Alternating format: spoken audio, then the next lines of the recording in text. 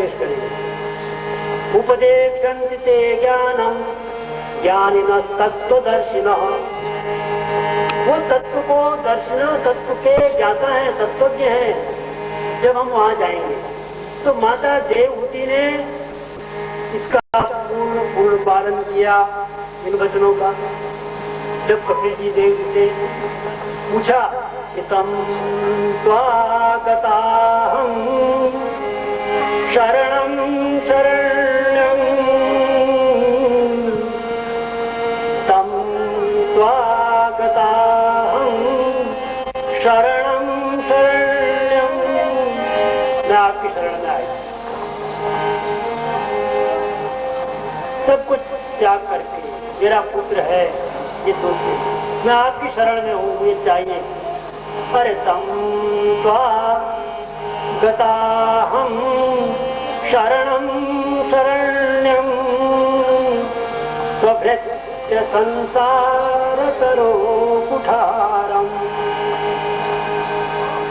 ये जो संसार रूपी वृक्ष है, ये शरीर तो हमारा वृक्ष है। पीछे कथा आई थी, संभवतया छूट गया। एक आयनो सौ विफल त्रिमूल चतुरश पंचविध षडात्मा, ये वृक्ष का, शरीर रूपी वृक्ष का वर्णन किया गया। ये शरीर भी एक वृक्ष है। और माता देवती क्या करी है? स्वभृत्य संसार तरो कुठारम्। अरे ये संसार रूपी वृक्ष के लिए, इसको छिन्न करने के लिए, काटने के लिए आपका जो ज्ञान है वो क्या है? कुठारम, कुल्हाड़ी, वो छिन्न करेगा। ये तो वृत्ति है। तम त्वागताहं शरणं शरण्यं स्वभृत्य संसारतरो कुठारम्। जिज्ञासयाहम्, अब जिज्ञासा, अरे जिज्ञासयाहम् प्रकृते पुरुषस्य। इस प्रकृति और पुरुष की मेरे को जानने की इच्छा है, जिज्ञासा। मुझे कृपा करके इसके संबंध में ज्ञान दीजिए। जिज्ञासयाहम् प्रकृते पुरुषस्य नमामि सद्धर्मविदां वरिष्ठम्। नमामि, मैं आपको प्रणाम, सद्धर्म वरिष्ठ, आपको तत्वज्ञ है। तो माता देवहूति ने जो गीता में भगवान कृष्ण ने कहा है, अक्षरशः पालन किया। और भगवान कपिल देव जी ने माता देवहूति को ये भक्ति का ज्ञान दिया। संतों का संग करें, एक दिन दो दिन न करें, लेकिन सदा प्रसंगा, निरंतर। मानस में तुलसी जी ने एक बात कही है कि जो भी संशय हो वो सत्संग से, एक दिन के दो दिन के सत्संग से नहीं मिलेंगे। जब बहुकाल करिय सत्संगा, जब बहुकाल करिय सत्संगा, जब बहुकाल करिय सत्संगा, जब बहुकाल करिय सत्संगा, जब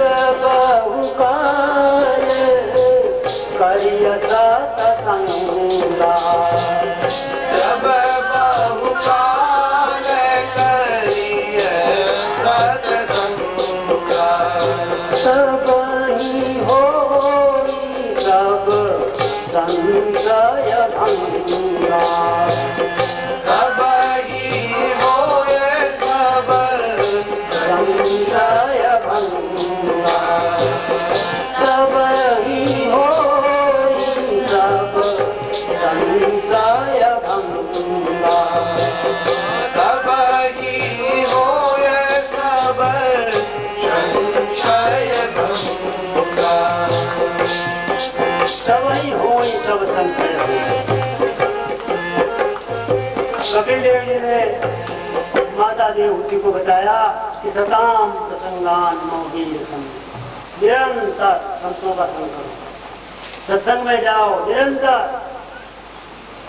जाने से क्या होगा सत्संग?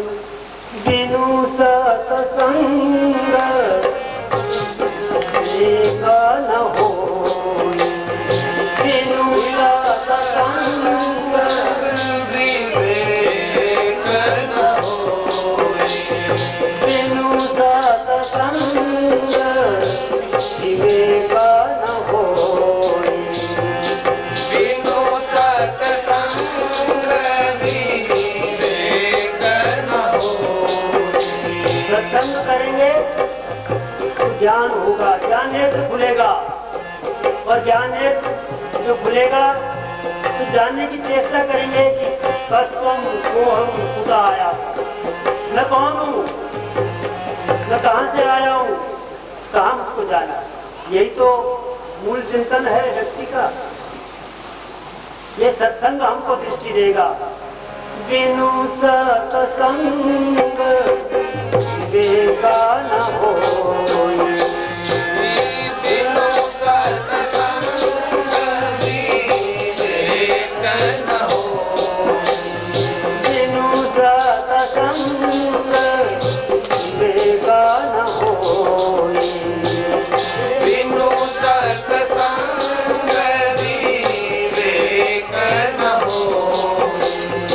राम कृपा बिनु सुलभ न सोई, राम कृपा बिनु सुलभ न सोई, राम कृपा बिनु सुलभ न सोई, राम कृपा बिनु सुलभ न सोई। ये बिना राम कृपा के, बिना परमात्मा की कृपा के सुलभ नहीं। इसलिए संग मिला सदाम सत्संगान मम वीर संग, निरंतर सत्संग करें। ये कपिल देव जी ने बताया माता देवहूति को, और उन्होंने उनको बताया। लेकिन आपके हमारे जीवन में भी यही शिक्षा हमको लेनी है कि हम साधना के पथ पे आगे बढ़े, सत्संग करते चले और अपने पात्र को भरते हुए चले, पात्र में कुछ कुछ डालते रहे, ये सागर बना लें इसको। फिर आगे माता देवहूति को उपदेश करके उन्हें दिव्य भोग प्रेमादि सिद्धियां स्वयं प्राप्त होती हैं, काल के द्वारा भी जो कभी नाश नहीं होती हैं। इस प्रकार से उनको ये भक्ति का दान दिया। और फिर कपिल देव जी ने माता देवहूति को सांख्य योग का वर्णन किया। अथ ते संप्रवक्ष्यामि तत्वानां लक्षणं पृथक्। जो तत्व है सांख्य योग माने संख्या, गिनती, ये सांख्य योग। यदि विदित्वा विमुच्येत पुरुष प्राकृतैः गुणैः। कपिल जी ने बोला कि हे माता, मैंने संक्षेप में भक्ति के स्वरूप का तुमसे वर्णन किया पहले। सताम प्रसंगान मम, ये भक्ति करो, उससे भक्ति रति गति सब बढ़ेगी, वृद्धि होगी। और अब मैं सांख्य शास्त्र का सिद्धांत तुम्हें बताता हूँ। कहने इसमें 24 तत्वों का वर्णन है, जिन्हें जान करके मनुष्य गुणों के बंधन से मुक्त हो जाता है। गुणों की साम्यावस्था ही प्रकृति कहलाती है।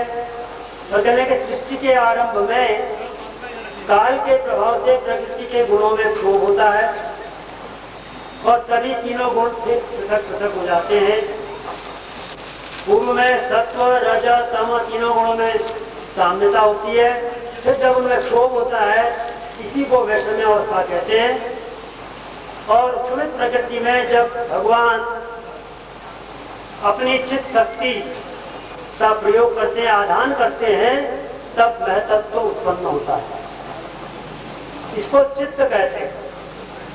कहेंगे जिसके अधिष्ठाता देवता भगवान वासुदेव हैं, जिन वासुदेव का चरित्र हम लोग यहाँ श्रवण कर रहे हैं।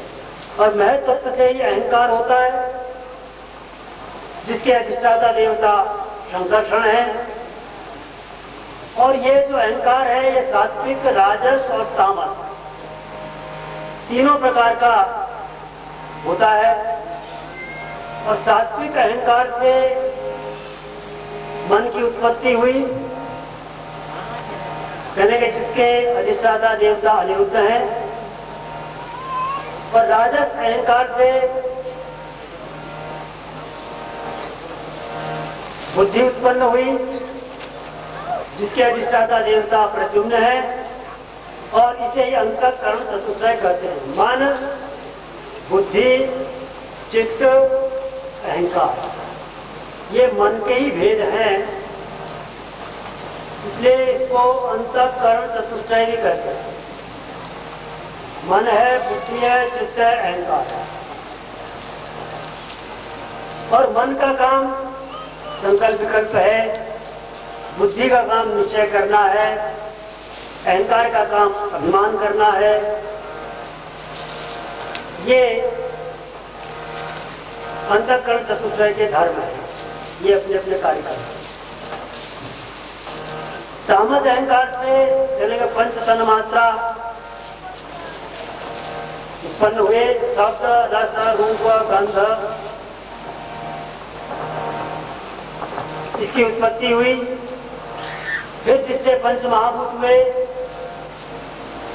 आकाश, वायु, तेज, जल, पृथ्वी, ये पंच महाभूत है। और ये शरीर को भी पांच भौतिक शरीर कहते हैं, इसीलिए कहते हैं ये पांच भौतिक शरीर है, क्योंकि पंच महाभूतों से बना है। जो सबसे पहले आकाश उत्पन्न हुआ, आकाश एक भूत है, महाभूत। आकाश में एक गुण है, वो गुण है शब्द।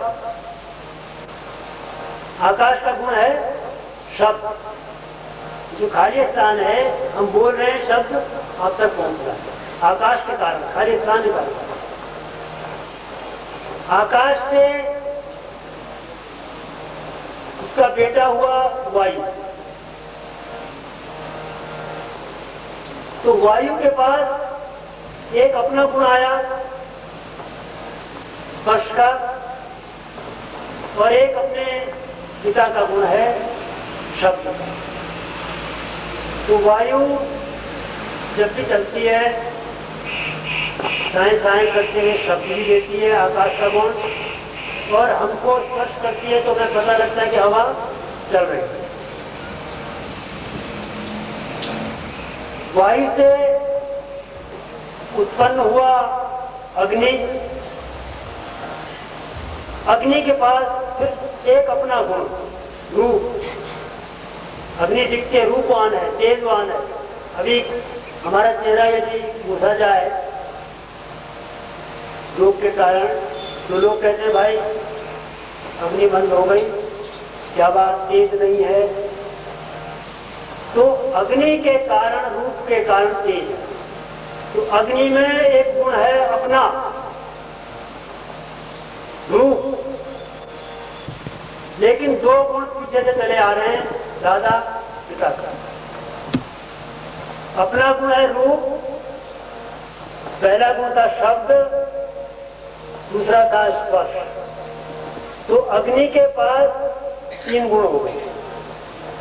अग्नि जलती है तो शब्द भी करती है, चिड़चिड़ाती है, चिड़चिड़ चिड़चिड़ चिड़ करके पता लगता है जहां जहां अग्नि जल रही है। अग्नि में शब्द भी है और वायु का गुण भी है, स्पर्श अगर लगे तो पता लग जाता है हाथ जल गया। और अपना गुण रूप। अग्नि से उत्पन्न हुआ जल। जल के पास अपना एक गुण है रस, लेकिन बाकी चार गुण पीछे से चले आ रहे हैं। जल के पास शब्द भी है, नहर बह रही है, आवाज सुन लो आप लोग, शब्द आ रहा है, बह रही है, जल बह रहा है। जल में शब्द भी है, स्पर्श भी है, हाथ लगाते हैं पता लगता है कि जल है, और रूप भी है, दिख भी रहा है कि जल है। और रस, जब जल पीते हैं तो आनंद की अनुभूति होती है। और जल से उत्पन्न हुई पृथ्वी, पृथ्वी में अपना एक गुण गंध, केवल गंध अपना गुण है, बाकी 4 गुण पीछे से चले आ रहे हैं। आकाश का गुण है शब्द, वो पृथ्वी में है। यदि सब पृथ्वी को अभी खोदें, गेती चलाएं, आवाज शब्द होगा। पृथ्वी को स्पर्श करते हैं, पता लगता है वायु का गुण। तेज, रस, पृथ्वी में रस भी है, माटी में, और अपना गुण। ये इस प्रकार से कपिल देव जी ने माता देवहूति को ये पंच महाभूतों की सृष्टि, पंच तन मात्राओं की सृष्टि, पंचवी पंचवीर ब्रह्म चतुर्भिर 10 विश्वस्तता एतत् चतुर्विंशतिकं गणं प्राधानिकं विदु। ये इस प्रकार से पंच तन्मात्रा, पंच महाभूत, अंतःकरण चतुष्टय और 10 इंद्रियां, ये सब मिलाकर के 24 तत्वों का वर्णन महाराज भगवान कपिल देव ने देवहूति को किया। और इन्हीं सबसे एक अंड की रचना हुई, इन 24 तत्वों से, जो 7 आवरणों से युक्त है। पहला आवरण पृथ्वी का, फिर उसका माप बताया गया, जिसका मान 50 करोड़ योजन है। इससे 10 गुना अधिक जल का, जल से 10 गुना अधिक तेज का, तेज से 10 गुना अधिक वायु का, वायु से 10 गुना अधिक आकाश का, और आकाश से 10 गुना अहंकार का, और अहंकार से 10 गुना आवरण महत्व का, महतत्व का है। 8वां आवरण करने के प्रकृति का है, इसकी संख्या कोई नहीं है। ये जो अचेतन अंड बहुत दिनों तक जल में पड़ा रहा, जिसमें विराट पुरुष ने प्रविष्ट होकर के फिर इंद्रियों के चित्रों की रचना करी, और अधिष्ठाता देवताओं ने अपने अपने स्थानों में प्रविष्ट होकर के उसको उठाने की चेष्टा करी, उस ब्रह्मांड को, जो ब्रह्म का अंडा था, जो जल में पड़ा था। और जब वो उठा तब भगवान ने उसमें अपनी चित्त शक्ति से, अपनी वो चेतना शक्ति से उसमें प्रवेश किया, और तभी से उसकी संज्ञा जो है वो ब्रह्मांड कहलाया। परमात्मा ने अपनी चित्त शक्ति से उसमें आदान किया।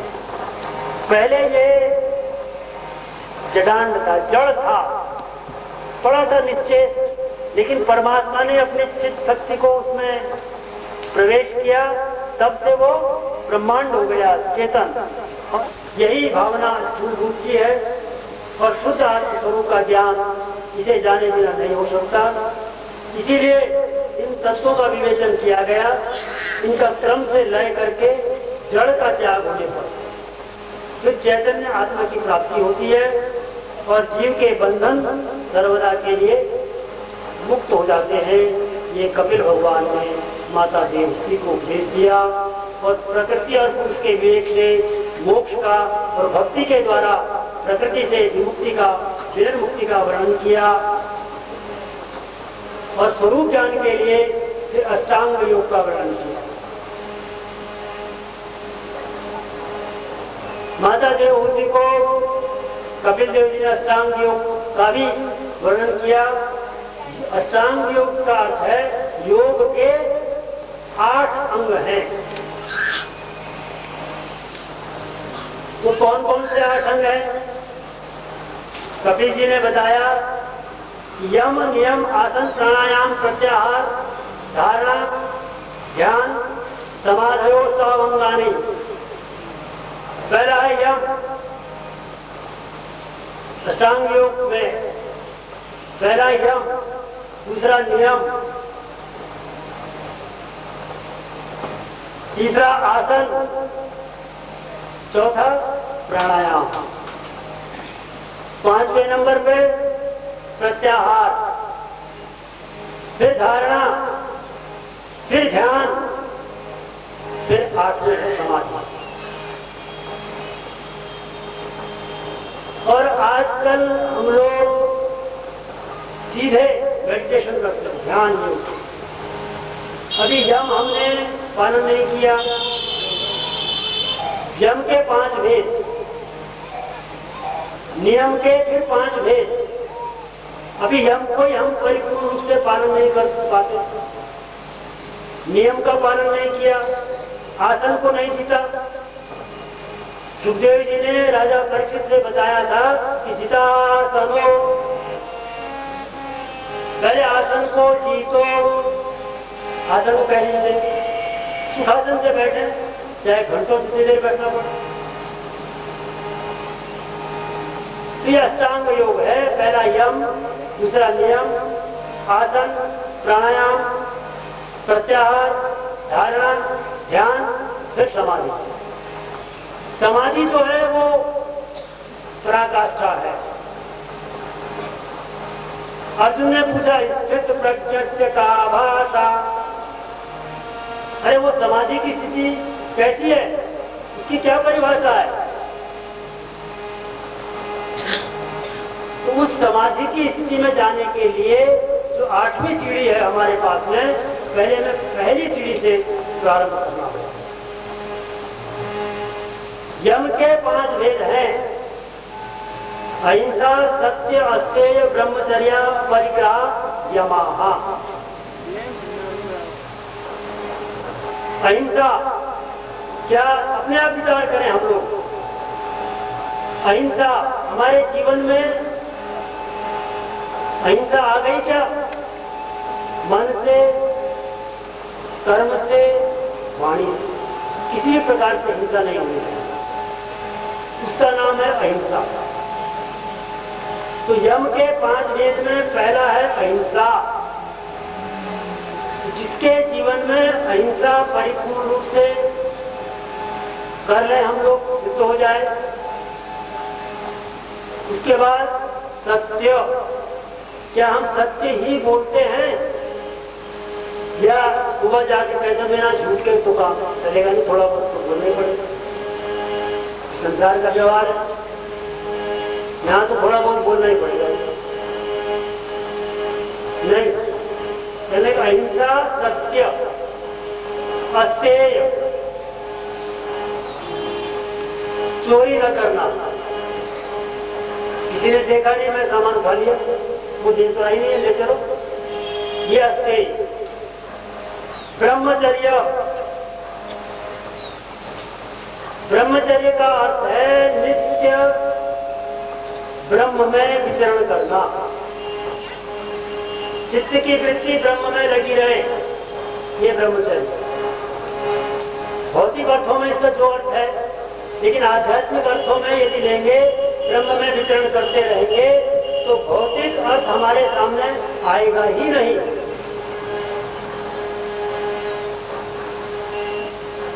तो ब्रह्मचर्य।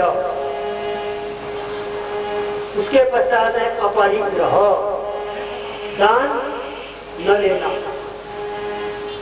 बात करता हूं, पहले दान लाओ, दो। लेकिन यम के ये 5 भेद में ये 5 नियम हैं, यम के 5 भेद हैं। क्या हम अष्टांग योग में यम को अपने जीवन में परिपूर्ण रूप से पालन कर रहे हैं? ये विचार स्वयं करें। नहीं कर रहे हैं तो करने की चेष्टा करें। कुछ इस जन्म में हो जाएगा, कुछ अगले में हो जाएगा, तो करें तो सही। फिर है नियम। नियम के भी 5 भेद हैं। तब हम पहुंचेंगे आसन पर, तब कहीं जाएंगे प्राणायाम पर। तब तक तो न प्राणायाम सिद्ध होगा, न आसन सिद्ध होगा, क्योंकि ये दो तो अभी सिद्ध हुए ही नहीं हमारे। शौच, संतोष, तपस, स्वाध्यायेश्वर प्रणिधानानि नियमः, ये नियम है।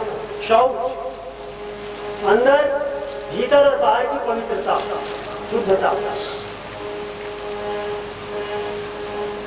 संतोष जो प्राप्त हुआ, जैसी परिस्थिति में रह रहे वह संतोष। तप और तप, स्वाध्याय, सदग्रंथों का स्वाध्याय करें, संतों के निकट जाएं। स्वाध्याय का अर्थ है अपना स्वयं का अध्ययन तो करें। मैं क्यों आया इस जगत में, ये सबसे मूलभूत प्रश्न है जीवन का। यदि मानव का शरीर मिला है तो इस पर विचार करना चाहिए, करना चाहिए, करना ही चाहिए। मैं इस जगत में क्यों आया,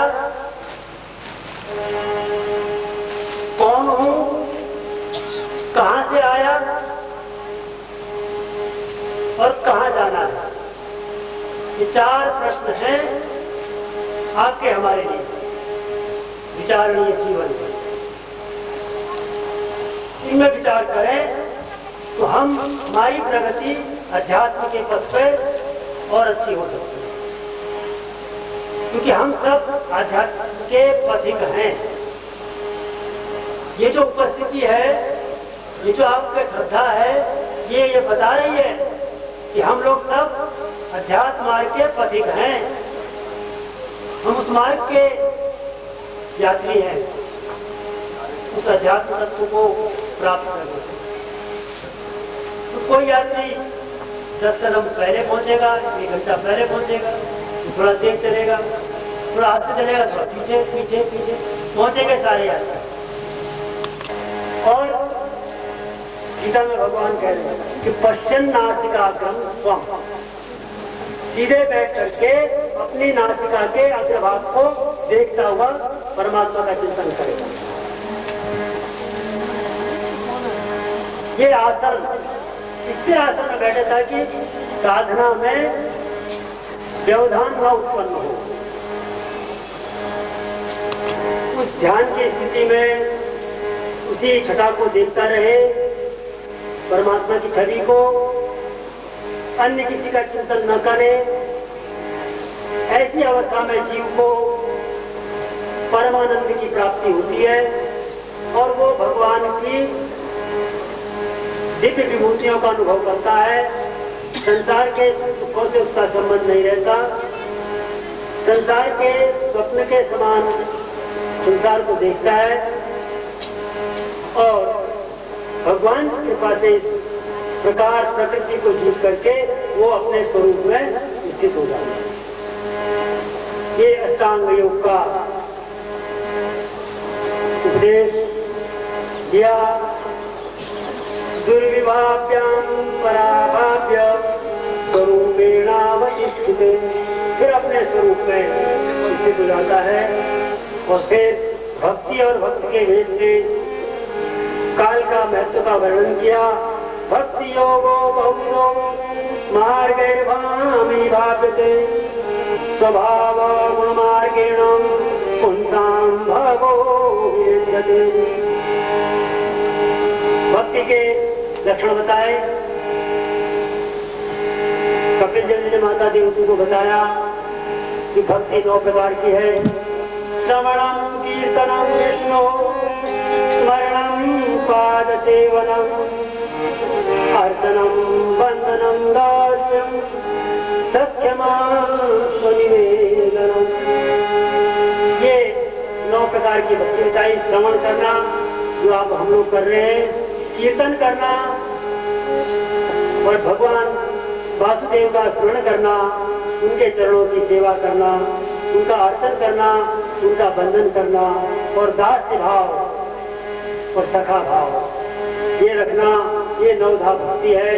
मानस में भी भगवान राम ने शबरी को 9 धा भक्ति का उपदेश दिया। 9 प्रकार की भक्ति मानस में। यहाँ कपिलदेव ने माता देवहूति को दिया 9 धा भक्ति का उपदेश। वहाँ भगवान राम ने शबरी को बताया प्रथमा भगवती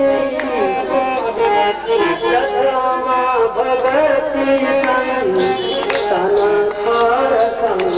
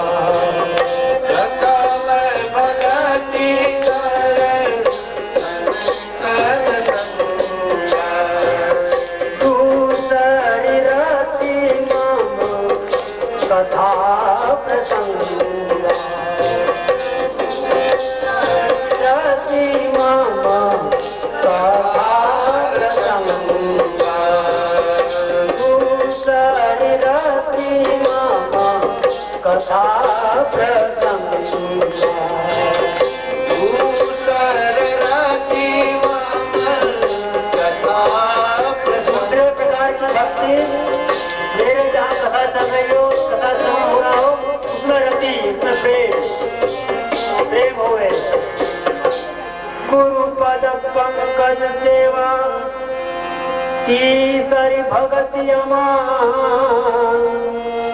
तीसरे प्रकार की भक्ति बताई गई कि गुरु पद पंकज सेवा, अपने गुरुदेव की चरण कमलों की सेवा करे। कैसे? गुरु पद पंकज सेवा तीसरी भक्ति अमान। मान रहित होकर के अभिमान सहित सेवा करेगा गुरु की। काकभुजुंडी जी ने उज्जैन में पूर्व जन्म में शिव मंदिर में बैठे थे। गुरु आये अभिमान से कि नहीं कीन प्रणाम। गुरु जी आए और ऐसा नहीं था कि ध्यान मग्न से देखा ना हो गुरु जी को, तब तो बात अलग। लेकिन पाठ के समय देख तो लिया गुरु जी आए, लेकिन फिर सोचा कि चलो पाठ कर रहा हूं बाद में देखते। गुरु आयो बाद में स्वयं कह रहे हैं कि गुरु आयो अभिमान से उठना प्रणाम किया। यहाँ बता रहे हैं कि तीसरी भक्ति कैसी है? गुरु पद पंकज सेवा तीसरी भक्ति अमान। अमान मान रहित होकर के, ईमान रहित होकर के गुरुदेव के चरणों की सेवा करे। चौथी भक्ति मम गुण गण। चौथे प्रकार की भक्ति, चौथी भक्ति मम गुण गण करे कपट सजिगा। गान को करे कैसे? कपट सजिगा। निश्चल होकर के भगवान ने एक बात कही है, निर्मल मन मोहि पास।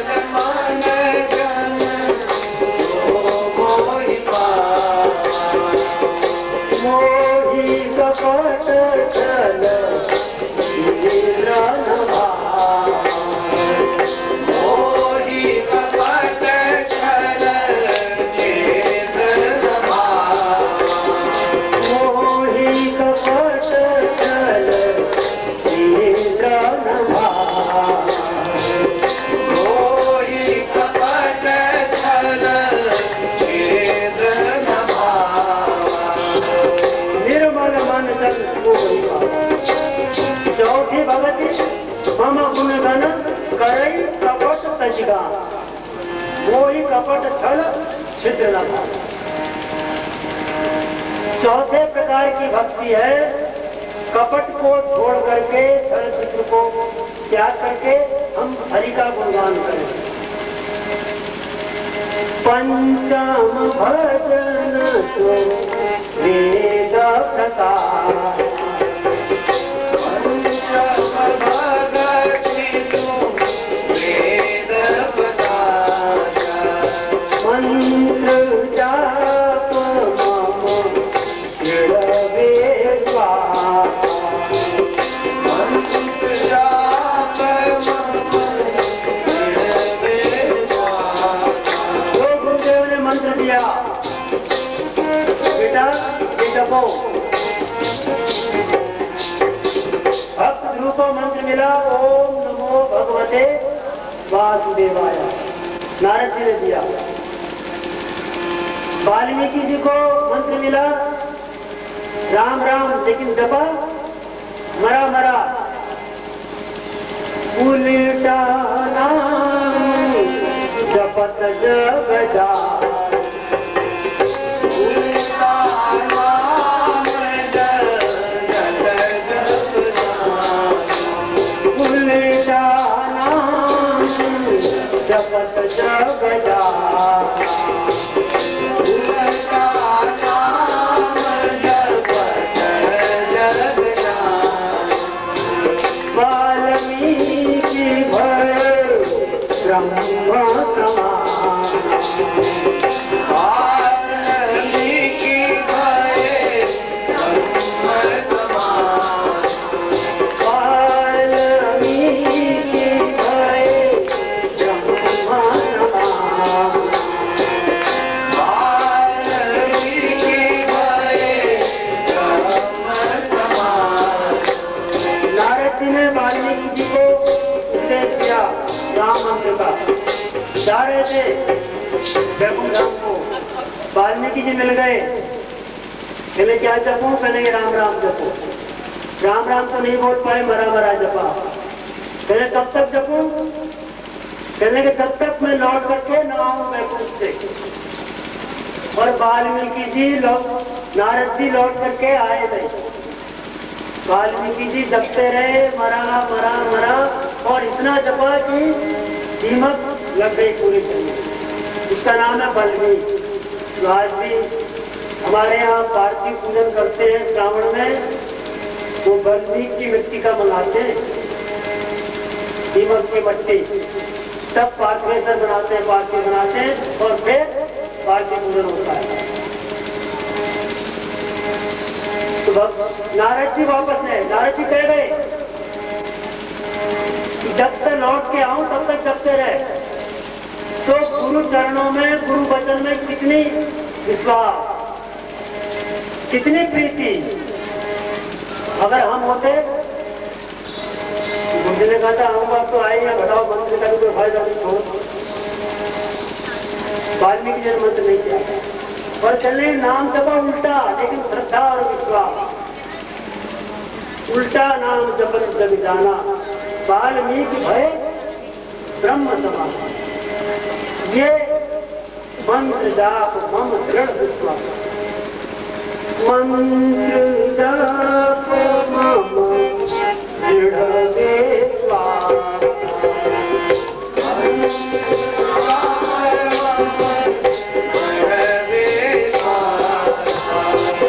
पंचम भजन तो वेद प्रकाश, पांच प्रकार की भक्ति। छठ काम नियम शील बहुबर, छठ काम नियम शील बहुबर, छठ काम नियम शील बहुबर, निरता निरंतर साजन धारा, निरता निरंतर। ये छठे प्रकार की भक्ति।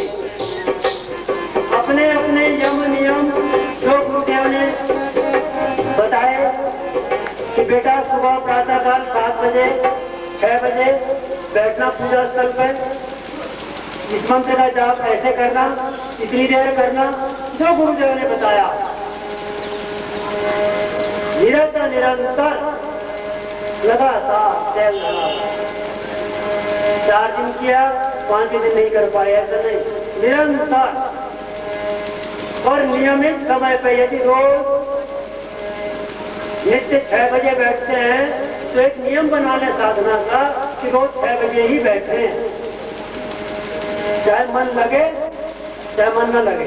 कई बार होता है चंचलम भीवर कृष्ण समाधि बलभद्र, ये तो मन चंचल है।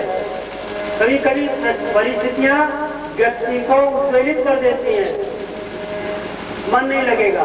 लेकिन समय अगर हमने 6 बजे निश्चित किया तो प्रातः काल 6 बजे अवश्य बैठो।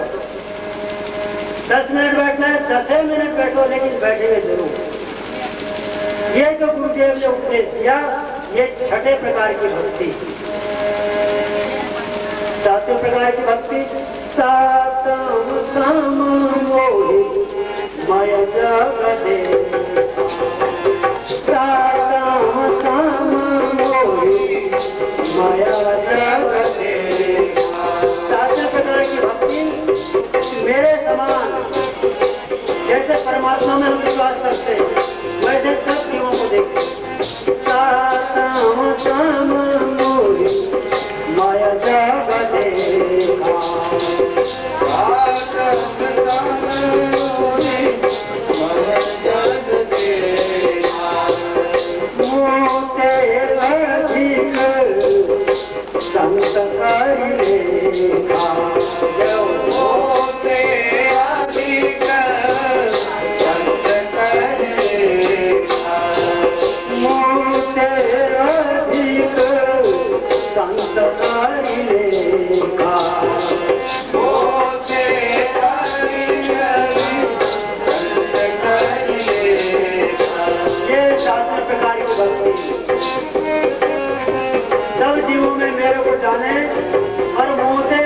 संत करिले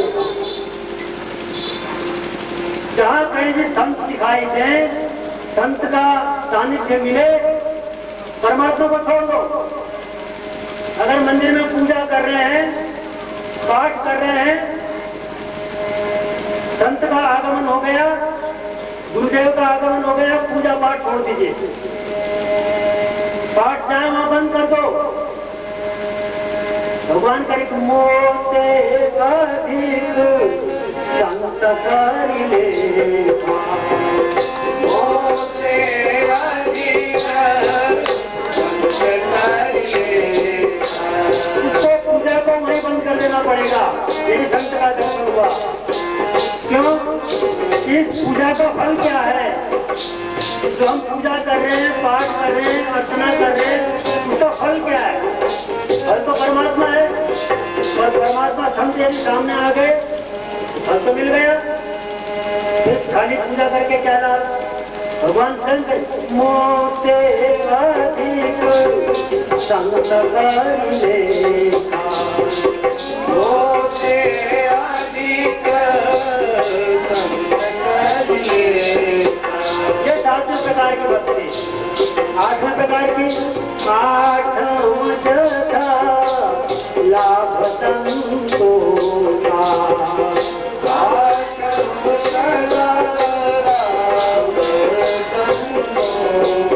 कितना मिले ऐसा मिले,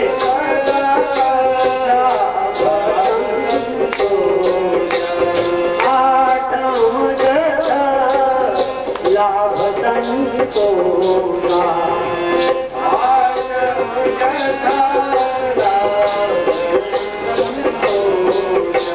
8वें प्रकार की भक्ति, इतना मिले जैसा मिले संतोष। 8वां जथा लाभ संतोष, 8वां जथा लाभ संतोष, 8वां जथा लाभ संतोष। सपने उनाही दे कहीं पर दो, सपने उनाही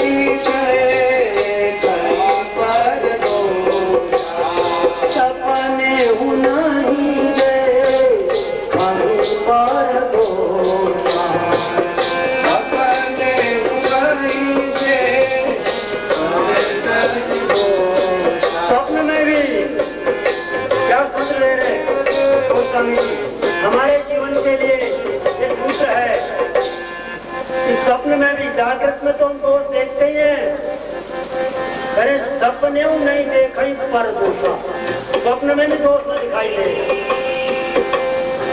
ये 8वें प्रकार की भक्ति। 9वें प्रकार की नवाम सरल सना छलही, नवम सरल सब नवाम सरल सब सना छलही, नवम परम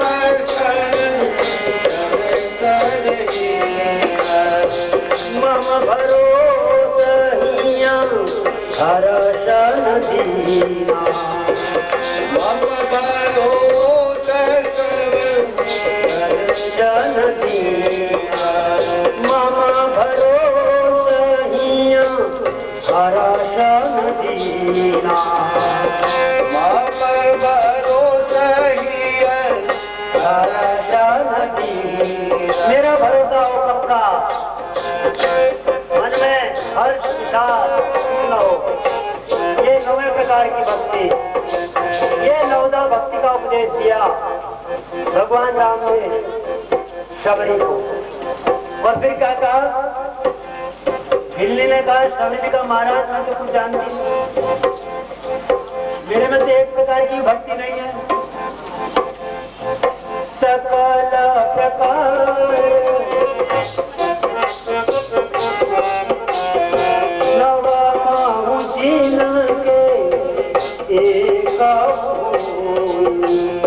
क्या सुन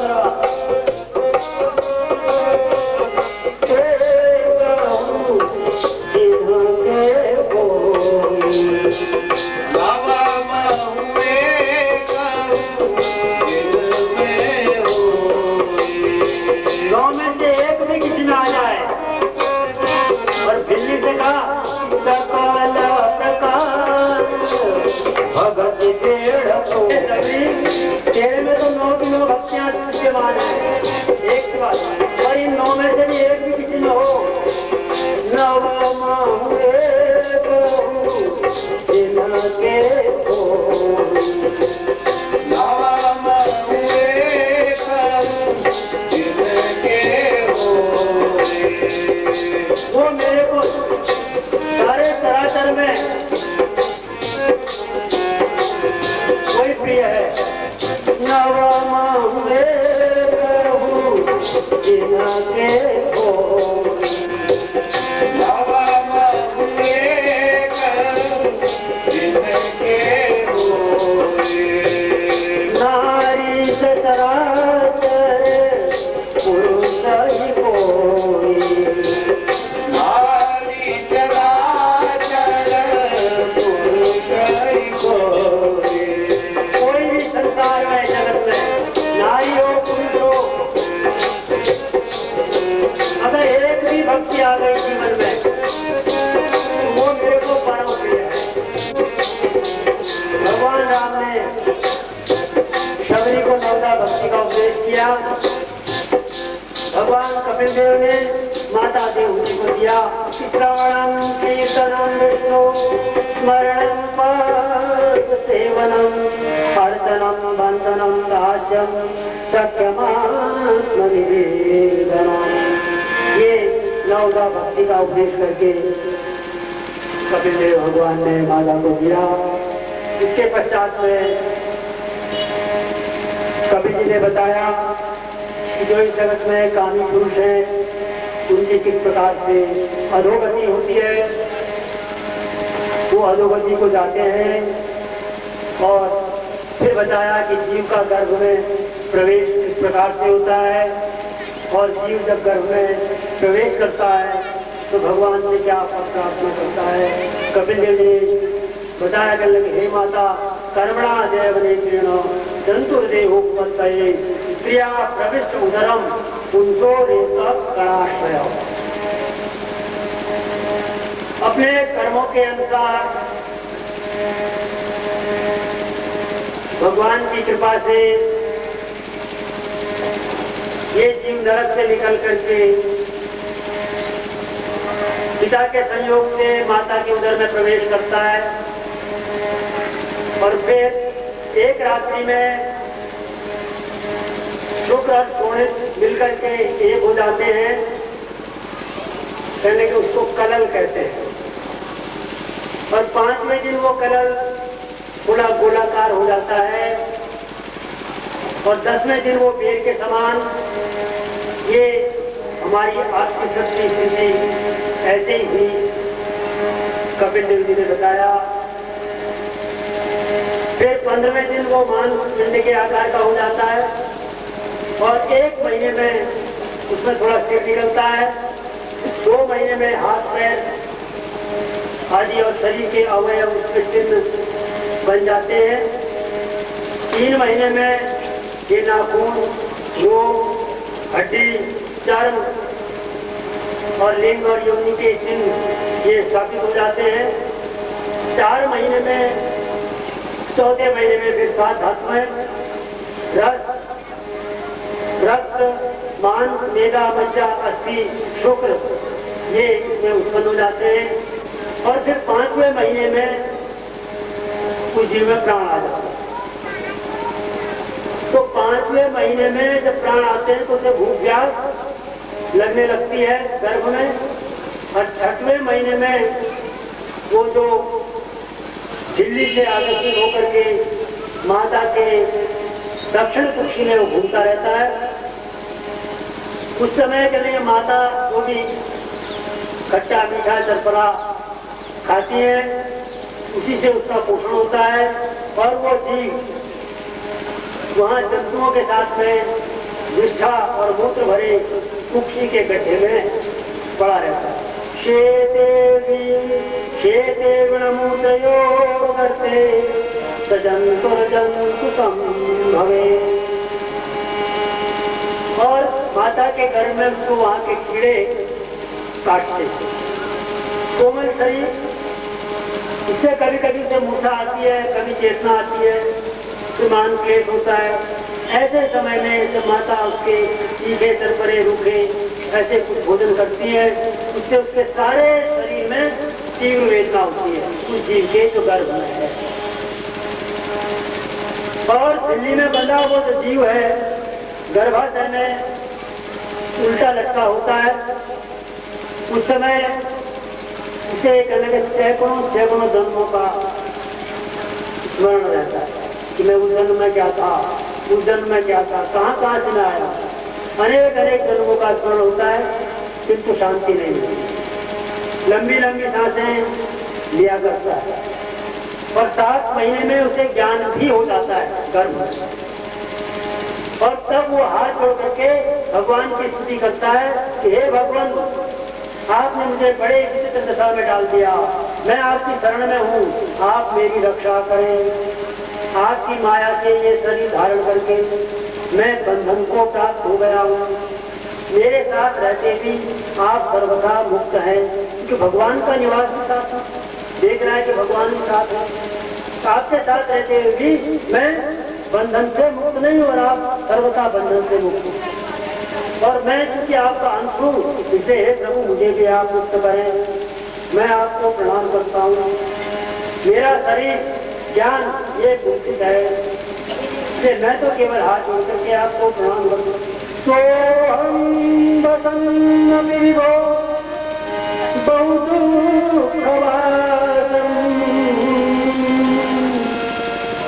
गर्भान्न निर्जगनिषे बहिरंगपूर्वे यत्रो मया तमुपसर्पतिदेव माया मिथ्यामतिर्यद् संस्कृतिचक्रमेता। मैं संसार चक्र में पड़ा, इस गर्भ में मुझे नाना प्रकार के दुख हैं, फिर भी आपके सामने से प्रभु मुझे उन दुखों की प्रतीति नहीं हो रही है, इसलिए मैं इससे बाहर निकलना नहीं चाहता।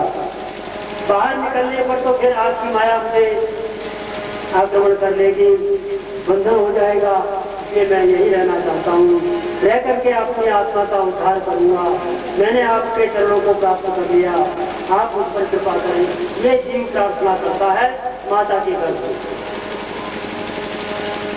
और 10वें महीने में वो जीव जब इस प्रकार भगवान की स्तुति करता है गर्भ में, तो कहने के प्रसूति वायु के वेग से वो गर्भ के बाहर आ जाता है और उस समय उसकी स्मृति और ज्ञान सब नष्ट हो जाते हैं।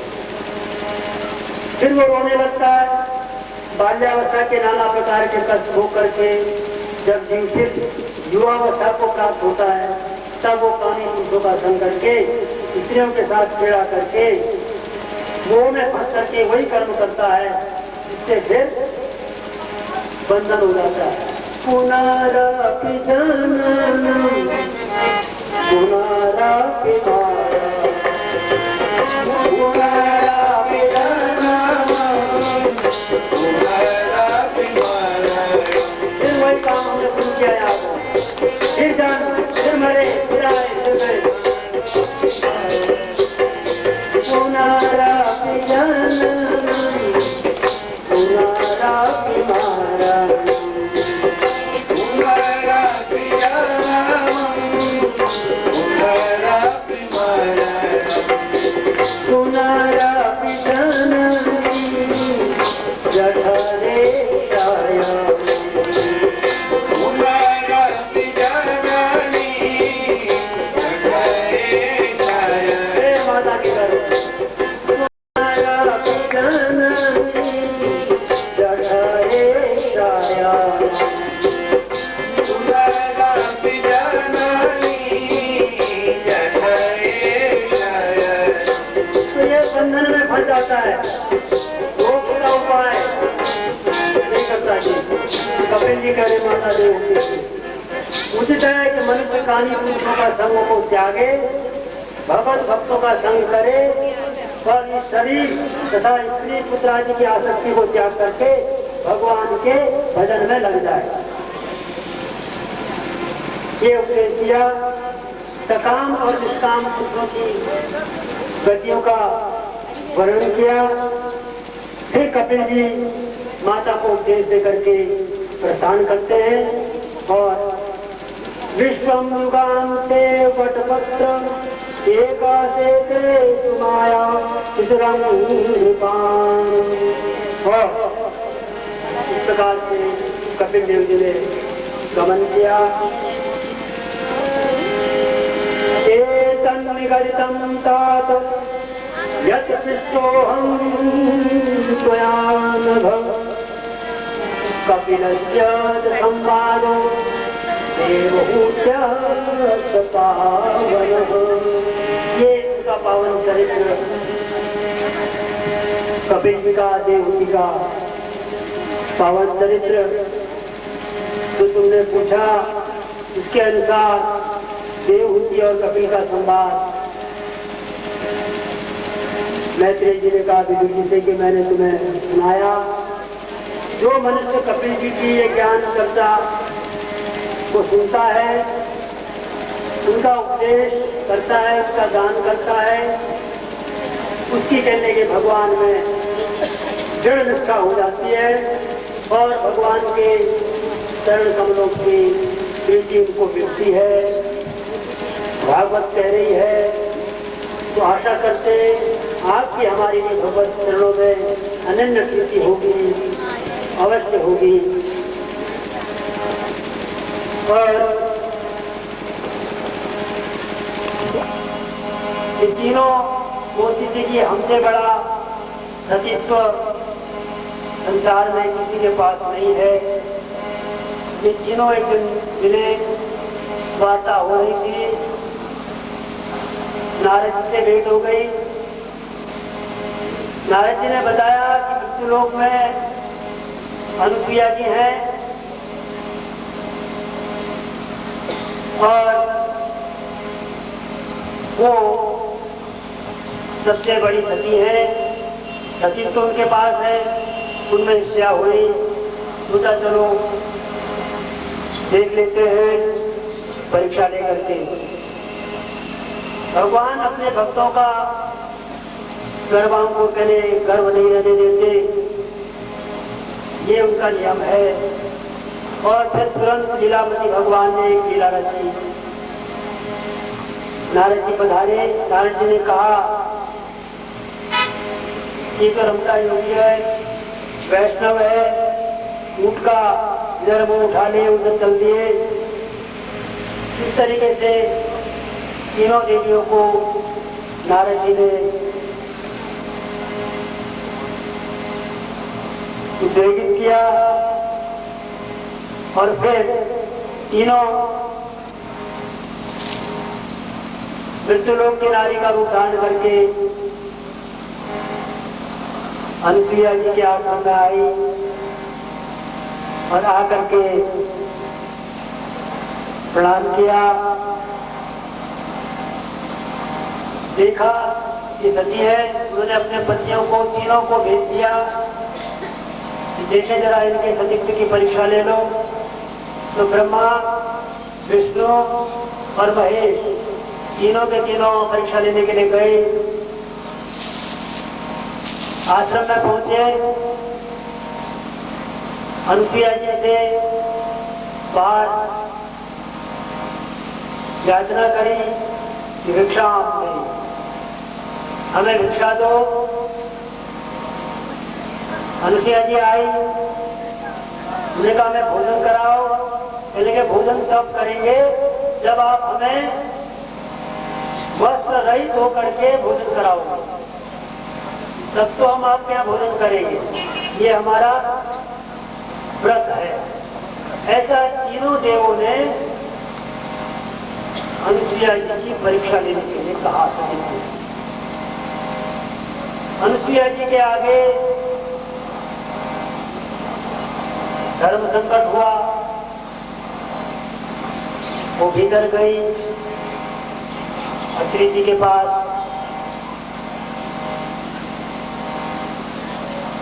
वो संध्या में तब तक बैठे हैं।